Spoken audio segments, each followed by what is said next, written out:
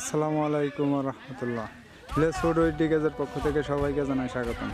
আবারও চলে আসলাম নতুন একটা ভিডিও নিয়ে। আজকে আমাদের এই ভিডিও করার উদ্দেশ্য হচ্ছে আমাদের দয়রামপুর আলিম মাদ্রাসা ফুটবল মাঠ প্রাঙ্গণে আজকে অনেক দিন পর জুনিয়র ফুটবল লিগের ফাইনাল খেলা।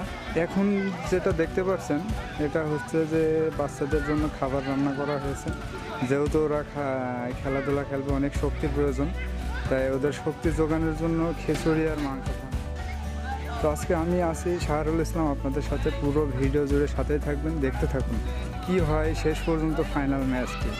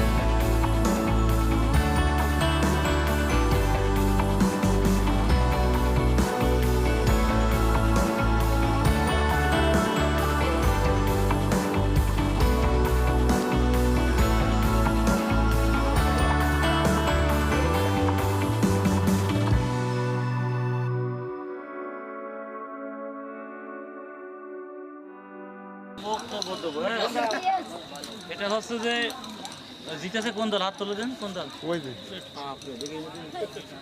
সব পথ লয়ে গেল।